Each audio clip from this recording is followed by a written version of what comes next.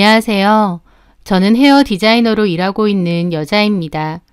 저는 원래는 회사를 다녔었어요.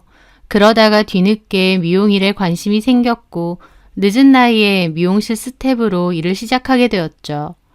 늦은 시작이긴 하지만 그만큼 더 애살 있게 열심히 일을 했었고 한 미용실에서 오랫동안 근무하면서 차곡차곡 경력도 쌓아갔었습니다. 일할 때 손님들이 저보고 몇 살이냐며 혹시 결혼하셨느냐 물어보는 일이 종종 있었는데요. 결혼 질문을 받을 때마다 저는 조금 곤란한 기분을 느끼기도 했어요. 왜냐면 저는 그때 결혼을 한 것도 안 한 것도 아닌 상태였거든요. 그때 당시 결혼 약속을 한 남자와 동거를 하고 있었는데요.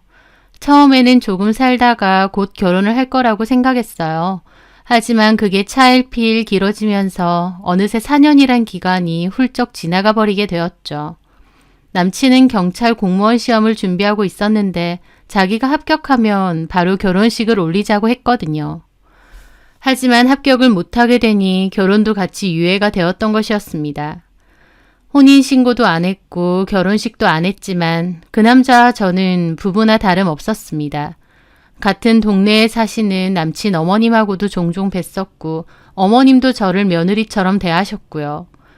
남친은 따로 수입이 없고 시험 준비만 하다 보니 저희 집에 살면서 제가 버는 돈으로 생활을 했거든요. 그걸 어머님도 아시다 보니 저한테 특히 고마워하셨죠. 우리 건우가 민정이 너 만난 게 참 복이다 복. 네가 옆에서 이렇게 건우 잘 되게끔 도와주고 내조해주고 그러니 내가 얼마나 기특하고 고맙겠어. 뭘요? 건우 씨 잘 되면 저도 좋죠.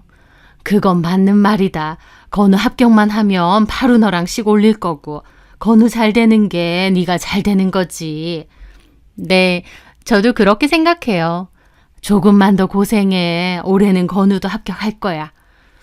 저는 어머님이 그렇게 제 수고를 인정해 주시고 고마워해 주시는 것만으로도 충분했습니다. 남친도 저에게 고마워했고요. 사랑하니까 다 괜찮다고 생각했어요. 남친도 열심히 공부하니까 곧 합격할 거고 그러면 우리는 계획했던 것처럼 식도 올리고 또 아이도 가지고 그렇게 행복하게 잘 지낼 수 있을 거라 생각했습니다. 하지만 남친은 그 해에도 결국 시험에 불합격하게 되었어요. 본인도 많이 기대를 했었는지 유독 더 힘들어 하더라고요. 저도 기대를 좀 했었는데 안 되니까 힘들기도 했고요. 그럴 때 어머님은 교회에 나가자고 하셨습니다. 어머님은 오랫동안 교회를 다니신 교인이셨어요. 저는 원래 무교였는데 어머님이 전도를 하셔서 한 번씩은 교회에 나가곤 했습니다. 보통은 미용실이 주말에 더 바쁘니까 그 핑계로 안 갈 때도 많았지만요. 남친이 많이 힘들어하니까 어머님도 남친을 잡아 끌고 교회에 많이 다니셨고 남친도 신앙의 힘을 빌려서인지 점차 마음을 추스르더라고요. 저는 다음해에는 잘 될 거라고 어깨를 토닥였는데 남친은 이제 시험 준비 안 할 거라고 선언하더군요. 저는 깜짝 놀랐죠. 여태까지 시험 준비만 해왔고 별다른 사회 경험도 없는 사람인데 더 이상 시험 준비는 안 한다고 하니까요.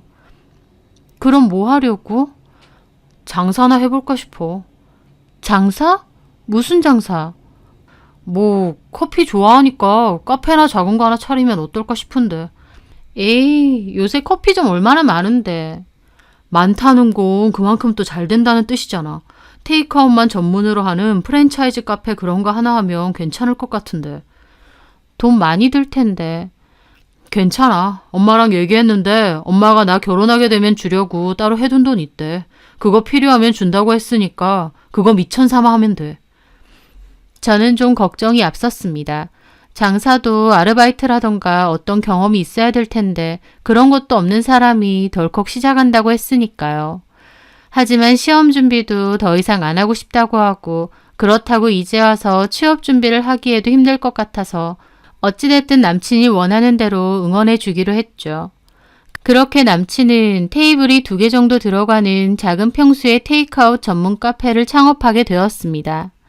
기본적으로 브랜드가 있는 카페다 보니 처음부터 장사는 나쁘지 않았어요. 장사가 나쁘지 않다 보니 남친도 어머님도 차라리 이렇게 된 게 잘 됐다 하고요. 그렇게 남친도 일을 하게 되면서 저는 기다리고 있었습니다. 이제 결혼하자고 하기만을요. 합격하면 결혼식 바로 하자고 늘 말했기에 별다른 말 없이 기다리고 있었거든요. 이제 장사도 시작해서 돈벌이도 되고 천천히 자리 잡아가고 있는 중이니까 미뤄뒀던 결혼을 해도 괜찮을 것 같았죠. 하지만 남친은 그 후에도 한참이나 결혼에 대해 별 말이 없었습니다.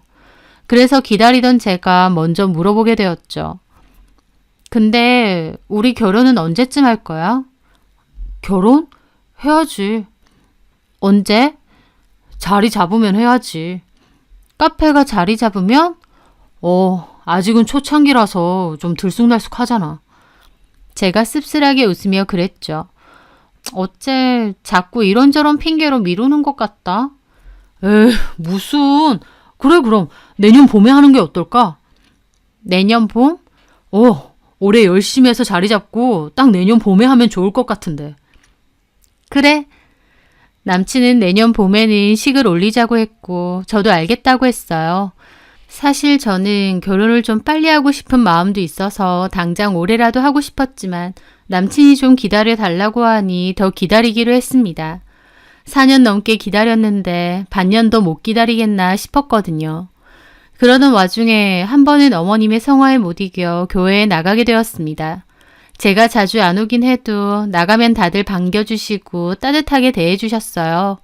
그렇게 예배가 끝나고 사람들끼리 모여 담소를 나누고 있는데 남친이 어떤 여자에게 어서 오라고 손짓을 하는 거예요. 고개를 돌려보니 인상 좋고 참해 보이는 여자가 미소를 지으며 다가오더라고요. 저는 처음 보는 사람이었습니다. 남친에게 물었죠. 누구? 아, 이정미 자매님. 넌 처음 보지?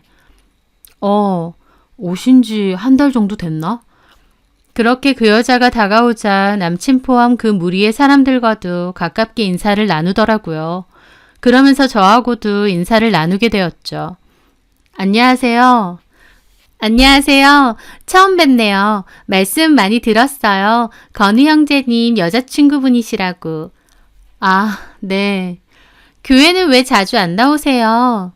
제가 미용사거든요. 주말에 바쁘다 보니. 아, 그러시구나. 그분은 엄청 싹싹하고 부침성도 좋더라고요. 이정미 자매님은 간호사시래. 그럼 어디 병원에서? 사거리 쪽에 여성 전문 병원 아세요? 아, 알죠. 건물 4층짜리인가? 거기 말하시는 거죠? 네, 거기서 일해요. 그렇구나. 그런데 남친이 옆에서 그러는 겁니다. 예전에는 대학병원에서 일했는데 너무 힘들어서 그만두고 옮긴 거래. 아, 그래? 캐나다에서 오셨대. 학창시절엔 거기에서 줄곧 있었다네. 아, 저는 왠지 묘한 기분을 느꼈습니다. 남친이 정미 씨에 대해서 엄청 잘 알더라고요. 그리고 마치 자기가 정미 씨 남편이나 되는 것처럼 나서서 소개를 하고 있는 거예요. 온 지 한 달밖에 안 됐다는데 남친과 정미 씨는 이미 엄청 친해 보이고 둘 다 성격이 활발하고 남친도 교회 생활도 나름 열심히 하다 보니 그런가 보다 생각했죠. 뭔가 마음 한구석에 묘한 감정이 있긴 했지만 대수롭지 않게 생각했습니다. 그리고 그 어느 날 저는 원장님의 개인 심부름이 있어서 잠깐 나왔을 때였어요. 남친 가게에서도 그리 멀지 않아서 나온 김에 커피 한잔하고 들어가야겠다 싶었죠. 그렇게 남친 카페에 다가가는데 저는 좀 놀랐습니다. 왜냐면 남친 카페에 정미 씨가 있었거든요. 두 사람은 멀리서도 엄청 화기애애한 모습으로 대화를 나누더라고요. 저는 얼떨떨한 기분으로 남친 가게에 들어가게 되었는데 제가 갑자기 들어가니까 남친과 정미 씨도 화들짝 놀라더라고요. 어쩐 일이야? 아, 원장님 볼 일 있어서 잠깐 나왔다가. 안녕하세요. 또 뵙네요. 아, 네. 여긴 어쩐 일이세요? 저 사거리 쪽 병원에서 일하거든요. 네, 알아요. 그때 얘기해 주셨잖아요. 알고 보니까 건우 형제님 카페가 저희 병원이랑 너무 가까운 거예요. 그래서 교대 끝나고 집에 갈 때 한 번씩 들르거든요. 아, 그렇구나. 뭐 마실래? 나 아메리카노. 그분은 웃으며 가방을 들고 일어서시더라고요. 그럼 전 가볼게요. 네, 가세요. 조심히 가요. 그렇게 나간 정미 씨는 멀어지는데 그 뒷모습을 보는 저는 뭔가 말할 수 없는 기분이 휘몰아치더라고요. 자주 와? 뭐 한 번씩? 가까우니까. 가깝긴 뭐가 가까워. 여기서 사거리면 꽤 되는데 일부러 와야 되는 거리잖아. 같은 교회 사람이잖아. 이왕 커피 먹을 거 팔아주러 오는 거지. 우리 교회 사람들 너네 미용실도 일부러 가주잖아. 뭐 교회 사람들끼리 서로 도와주고 그런 건 나도 아는데 겨우 커피 한 잔 먹으러 여기까지? 걷는 거 좋아한대. 그리고 어차피 집에 가려면 요 앞에서 버스 타야 된대. 버스 정류장도 꽤 먼데. 제 말에 남친은 어이없어 하더라고요. 왜 그렇게 예민하게 굴어? 커피 한 잔이라도 일부러 팔아주려고 와주는 거 난 고맙구만. 마음씨가 너무 예쁘잖아. 고맙긴 한데. 자, 커피. 안 들어가 봐도 돼? 좀 이따 가도 돼. 저는 그렇게 자리에 앉아 있었습니다. 남친은 쉬다 가라면서 자기도 앉아서 폰을 보고 있더라고요. 분명히 좀 전에 정미 씨랑 있을 땐 그렇게 화기애애 웃고 떠드는 사람이 제가 있으니까 폰만 보고 있는 겁니다. 저는 딱히 할 말도 없고 기분도 별로 안 좋아서 그만 가보겠다고 하고 나왔죠. 그때까지만 해도 제가 그냥 예민한 거라고 생각했습니다. 하지만 그 후 남친의 행동은 눈에 띄게 달라지기 시작했어요. 생전 폰에 비번 같은 건 안 걸던 사람이 제가 모르는 비번을 걸어놓질 않나, 집 밖에서 누군가와 한참을 통화하질 않나, 집에 와서 내내 핸드폰만 보고 어디 나가자고 해도 피곤하다며 쉬고 싶다고 하더라고요. 그 전에 비록 공부한다고 따로 직장도 없고 수입은 없었지만 그래도 제가 뭔가 하고 싶어 하면 다 해주려고 노력했고 늘 다정했거든요. 하지만 그맘때 남친은 집에만 오면 피곤해하고 저를 귀찮아하고 어쩔 땐 저랑 몇 마디 나누는 순간에도 핸드폰을 자꾸 보거나 자리를 피하더라고요. 아무리 둔탱이라도 그 정도로 행동이 달라지면 눈치챌 수밖에 없죠. 저는 남친에게 혹시 다른 여자가 생겼나 의심하기 시작했습니다. 그래서 결국 하루는 남친 핸드폰을 몰래 뒤져봐야겠다 결심했어요. 자는 척 누워있다가 남친이 잠이 든 것을 확인하고는 몰래 폰을 들고 거실로 나왔죠. 비밀번호가 뭘까 생각하며 생년월일이나 기념일 같은 걸 찍어봤는데 다 안 되는 겁니다. 뭘까 막 고민하고 있던 찰나. 뭐 하는 거야? 어둠 속에서 남친 목소리가 들린 거였죠. 저는 너무 놀라 들고 있던 폰도 떨어뜨렸어요. 남친이 방에서 나와 저를 보고 있었던 거죠. 엄청 굳은 얼굴로요. 아, 안 잤어? 자다가 깼어. 근데 그거 내 폰 아니야? 남친은 다가오더니 바닥에 떨어진 폰을 줍더라고요. 맞네, 내 거. 지금 뭐 하는 거야? 남의 폰을 왜 들고 있어? 그것도 몰래? 아, 아니, 뭐 사진 찾아볼 게 있어서. 거짓말 하지 마. 너 내 폰 뒤져보려고 한 거지? 어떻게 이런 짓을 하냐? 남친은 기막히다는 듯 저에게 따졌고 저도 얘기했죠. 요새 자기가 좀 행동이 수상하니까 나랑 얘기도 잘 안 하고 피하려고 하고 데이트도 안 하려고 하잖아. 하루 종일 장사하고 돌아오면 피곤해 죽겠는데 그것도 이해 못 해줘? 내가 뭐 알바생이 있는 것도 아니고 교대해주는 사람이 있는 것도 아니고 아침부터 저녁까지 하루 종일 가게에 처박혀 있는데 도대체 뭔 생각을 하는 거냐? 그게 아니라 진짜 실망이다. 나 폰 뒤져보고 이런 거 딱 질색이야. 네가 이런 행동할 줄 몰랐어. 남친은 필요 이상으로 화를 냈습니다. 기분 나쁠 순 있지만 느낌이 건수 잡은 것처럼 길길이 날뛰더라고요. 제가 미안하다고 몇 번이나 사과를 했지만 남친은 그 후에 저를 아예 무시했어요. 그러다가 교회 친구 한 명이 전화가 왔어요. 그 친구는 저희 미용실 단골이기도 해서 저랑 친했거든요. 그런데 한다는 소리가 교회에서는 이미 남친이 저랑 헤어지고 이정미랑 사귄다는 소문이 파다하다는 겁니다.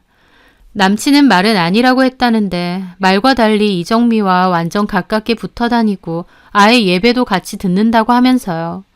그 말에 저는 뒤통수를 맞은 기분이었죠. 남의 핸드폰 왜 보고 의심하냐고 길길이 날뛰었으면서 결국 그 여자와 바람피는 게 맞았습니다. 저는 남친에게 따졌어요. 그 여자랑 무슨 사이냐고. 남친은 같은 교회 사람이고 친한 친구일 뿐이지 제가 생각하는 그런 거 아니랍니다. 제가 오히려 이상하게 생각하는 거라면서 저를 비난하더라고요. 내가 주희한테 다 들었거든? 교회 소문 다 났다며. 주희 걔가 뭘 안다고. 교회 이런저런 소문 있는 거 하루 이틀이야? 그럼 핸드폰 줘봐. 진짜 아닌지 보게. 싫어. 내가 핸드폰을 왜 줘? 당당하면 못 줄 것 없잖아. 주기 싫어. 그럼 맞는 거네. 그럼 네 맘대로 생각하던지. 남친은 저를 있는 대로 노려보더니 자리를 뜨더라고요. 사귀고 같이 지내는 동안에도 그런 차가운 얼굴은 처음 봤습니다. 저는 심란한 기분이었고 저녁에 남친과 다시 얘기를 해보려고 했어요. 하지만 퇴근하고 돌아와 보니 남친은 저희 집에서 자기 짐을 싹 빼서 나가버렸더군요. 제가 출근한 사이에 들어와서 짐을 빼고 아예 집을 나가버린 거였죠. 얼마나 기가 막히던지 10번 넘게 전화를 하니까 그제야 받더라고요. 지금 어디야? 짐을 왜 다 뺐어? 우리 시간 좀 갖자. 나도 너한테 너무 실망스럽고 같이 있기 싫어. 이런 게 어딨어. 대화로 풀던지. 일단 각자 시간을 좀 갖자고. 지금 어딘데? 친구 집. 친구 집 어디? 그런 것까지 말해야 되냐? 제발 집착 좀 하지 마. 이건 아니지. 혹시 그 여자 집에 간 거 아니야? 제 물음에 남친은 한숨을 내쉬더니 한참이나 말이 없더라고요. 그러더니 대뜸 우리 그냥 그만하자. 그러는 겁니다. 결혼을 약속하고 4년 넘게 동거까지 해왔는데 사실혼이나 다름없는 사이로 지내왔는데 갑자기 일방적으로 헤어지자는 거였죠. 어떻게 이럴 수가 있느냐고 진심이냐고 했는데 남친 한다는 소리가 저한테 지쳤답니다. 시험도 때려쳤고 그냥 지난 날은 다 잊고 새롭게 살고 싶어. 근데 너도 자꾸 이상한 집착하고 의심하고 이제 그만하자. 결혼 전제로 동거까지 해놓고 이렇게 나가면 그만이야? 그게 무슨 상관이야. 우리가 진짜 결혼한 것도 아니잖아. 힘들다. 제발 그만 좀 하자. 그렇게 남친은 전화를 끊었고 전화를 받지 않더라고요. 저는 그 후 남친 가게도 찾아갔습니다. 거기서도 한바탕 싸웠죠. 남친은 제발 그만하자고 하고 저는 그 여자랑 바람 펴서 그만하자는 거냐고 따지고 너무 속상했던 저는 어머님까지 찾아갔습니다. 평소에 저 좋아하고 며느리처럼 생각하셨던 어머님이기에 아들이 저런 행동을 하면 뭐라고 해주실 줄 알았어요. 하지만 어머님도 건우가 헤어지고 싶다는데 나한테 와서 말한 듯 무슨 소용이야. 어머님, 그렇게 말하시면 안 되죠. 저희 결혼까지 약속했는데. 결혼했다가도 갈라지는 일이 부지기수인데 사귀다가 헤어지는 게 뭐가 그렇게 대수라고. 그리고 너네 일인데 내가 뭘 어떻게 하겠니. 건우 걔가 내가 뭐라 한들 듣겠어? 어머님도 진짜 칼같이 저를 끝내려고 하시더라고요. 결혼만 안 했지 한 가족이나 다름없다 생각했는데 그때 제가 느낀 배신감은 이루 말할 수가 없었죠. 저는 아무런 소득 없이 집으로 돌아왔습니다. 몇 년이나 옆에서 묵묵히 지켜봐주고 뒷바라지라면 뒷바라지도 해줬는데 그 결과가 고작 이거구나 싶었습니다. 남친은 더 이상 집으로 오지 않았고 저는 이별의 후유증으로 한동안 정말 힘들었죠. 술도 많이 마시고요. 그렇게 2달 정도 지났을 무렵이었습니다. 저는 힘든 마음을 겨우 추스르고 바쁘게 지내고 있는데 전 남친 SNS에 피드가 떠서 무심코 들어갔다가 보게 되었습니다. 전 남친과 이정미 그 여자의 웨딩 촬영 사진을 말이죠. 그걸 보는데 진짜 속에서 용암처럼 화가 솟구쳐 오르는 겁니다. 저랑은 4년 넘게 만나오면서도 이 핑계 저 핑계 대면서 결혼 안 하고 끌어왔으면서 이 여자랑은 만난 지 얼마 되지도 않아서 결혼 준비까지 하는 거였습니다. 진짜 어떻게 나한테 이럴 수가 있나 싶고 겨우 조금씩 마음을 달래가고 있었는데 그 사진을 보고는 너무 분통이 터져 잠이 안 오더라고요. 마음 같아선 당장이라도 남친 찾아가서 뺨이라도 올려붙이고 생 난리라도 치고 싶은 심정이었습니다. 하지만 화가 난 다음에는 비참할 정도로 슬프더라고요. 웨딩 사진 속 남친의 표정이 너무 밝고 행복해 보였거든요. 저는 그 길로 전 남친에게 전화를 했어요. 그리고 따졌죠. 너 결혼하니? 어떻게 알았어? SNS에 사진 떡하니 올려놨더만. 너 내 SNS를 아직도 보니? 일부러 본 게 아니라 들어갔는데 올라온 거였어. 여튼 너 결혼하냐고. 진짜 끝까지 너무한다. 어떻게 이러냐? 우리 끝났잖아. 그럼 끝이지 왜 이래 너야말로. 내가 결혼을 하든 뭘 하든. 나 이용해 먹었니? 뭔 이용? 너 공무원 시험 준비할 때 낙작같이 못 헤어진다고 나 붙잡아 두더니 이제 와서 다른 여자 생기니까 뒤도 안 보고 날 걷어차네? 진짜 적당히 좀 해. 헤어지는 커플이 우리밖에 없어? 나 가만 안 있어. 교회도 이 사실 다 알릴 거야. 아니, 이미 다 아는 건가? 알리든지 말든지. 그때 갑자기 어머님이 뺏어 들었는지 어머님이 받으시더군요. 나다. 네, 안녕하셨어요. 너 건우랑 헤어진 지 좀 되지 않았니? 근데 아직까지 이러고 있으면 어떡해? 어머님 같으면 안 억울하시겠어요? 뭐가 억울한데? 건우가 너한테 돈을 뺏었어? 뭘 뺏었어? 젊은 사람들 사귀다가 헤어질 수도 있는 거지.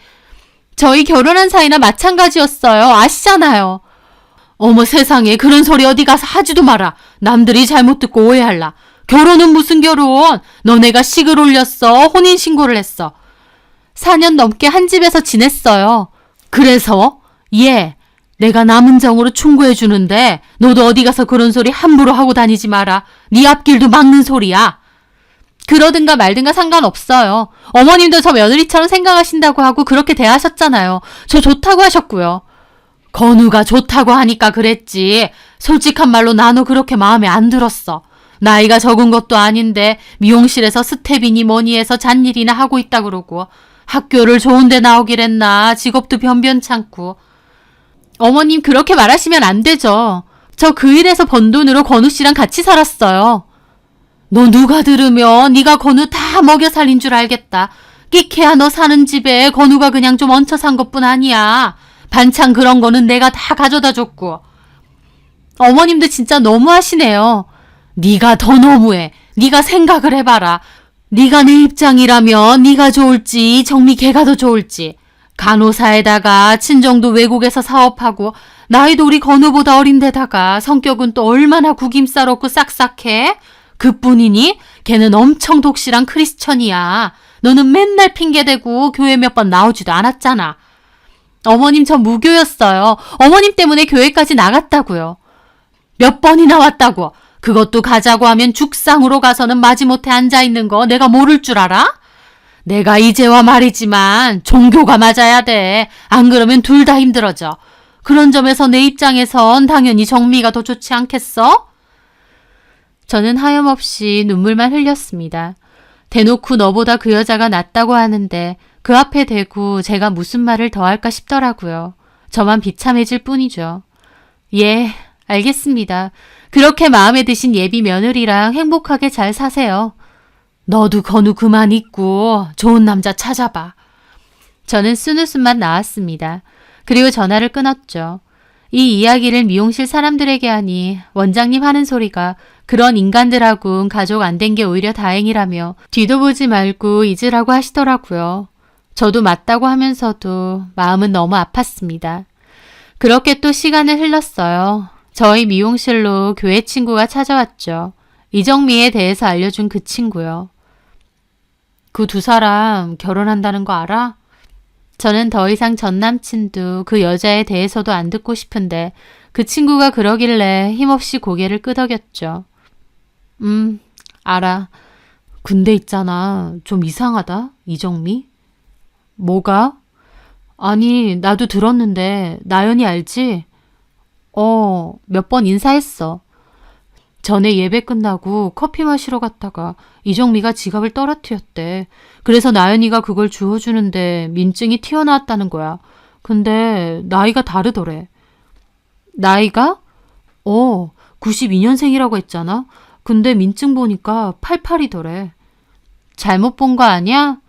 아니야. 그래서 나연이가 놀라서 보니까 걔가 지갑을 팍 뺐더라는 거야. 근데 그것뿐만이 아니야.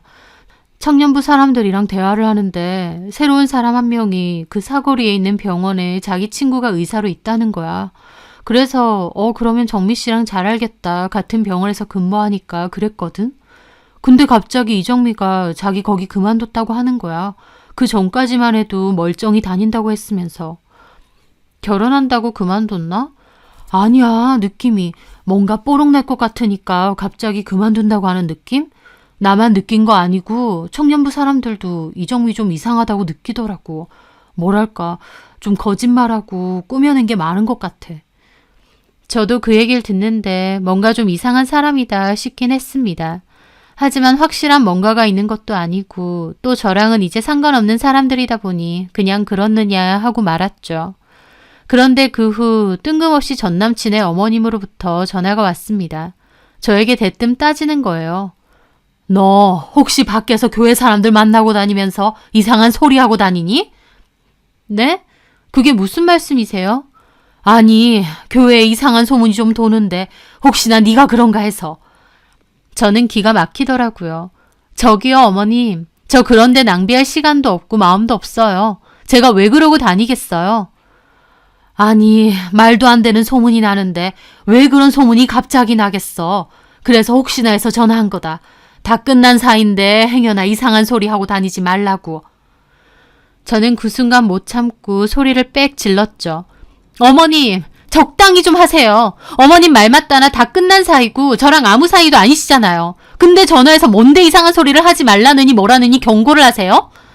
왜 이렇게 발끈해? 아니면 그만이지. 아니고요. 관심도 없거든요. 그리고요. 만약 이상한 소문이 난다면 그게 왜 저 때문이라고 생각하세요? 어머님이 그렇게 마음에 들어하는 예비 며느리한테 진짜 문제가 있을 거라고는 생각 안 하시나 보죠? 뭐가 어째? 참 순진하시네요. 이상한 소문이 나면 한번 알아나 보세요. 이상한 여자니까 이상한 소문이 나겠죠. 톡 까놓고 건우 씨 뭐 볼 거 있다고 그렇게 괜찮은 여자가 단박에 결혼하자고 하는지 그것부터가 전 참 이상하거든요. 너 말 다 했니? 네, 앞으로 이렇게 전화하지 마세요. 저는 그렇게 전화를 끊었습니다. 그 여자가 진짜 뭔가를 속이고 있든 아니든 저도 한마디 해야 속이 시원할 것 같았거든요. 그런데 얼마 뒤 들은 이야기는 정말 놀라웠습니다. 교회 친구가 한다는 말이 전 남친 결혼이 깨졌다는 거예요. 제 말 때문인지 아니면 소문 때문인지 전 남친 어머님은 진짜 이정미에 대해서 알아본 것 같았습니다. 그런데 이름 빼고는 다 거짓말이었답니다. 나이도 그때 친구가 말한 것처럼 88년생으로 남친보다 2살 많았고 캐나다에서 살다가 왔다는데 외국엔 나가본 적도 없답니다. 간호대학 졸업하고 대학병원 근무하다가 일반 병원으로 왔다고 했는데 그게 아니라 학원 출신 간호조무사라고 하더라고요. 심지어 그전에도 다른 교회에서 거짓말하고 다니다가 들켜서 더 이상 안 나왔었답니다. 그리고 옮긴 교회가 전 남친과 전 남친 어머님이 다니는 그 교회였던 거였어요. 어머님이 사람 시켜서 그 여자 진짜 모습을 다 알아내게 되었고 그게 들키니 그 여자는 또 종적을 감췄대요. 당연히 결혼식이고 뭐고 준비하던 거 다 올스톱되고요. 한동안 전 남친은 그 여자 찾으러 다닌다고 가게 문도 못 열었다고 하더라고요.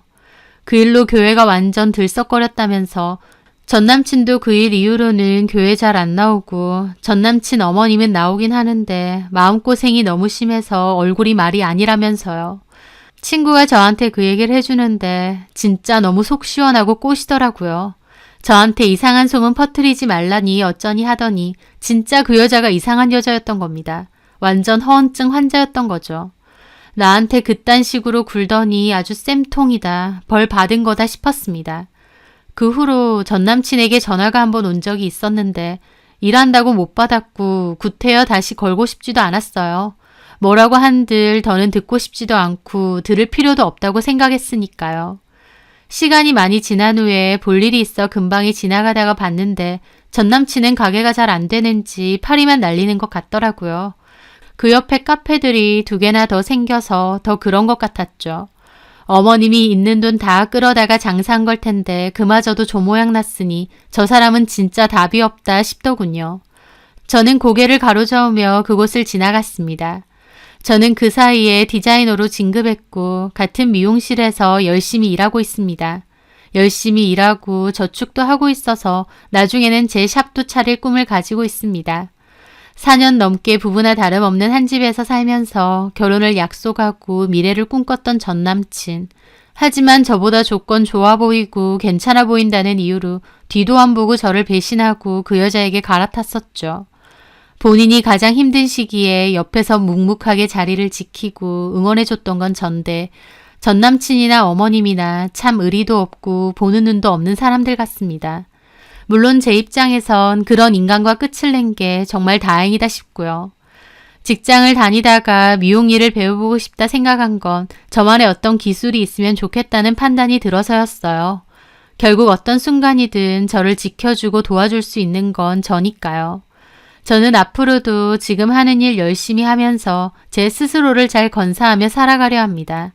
제 사연 들어주셔서 감사합니다.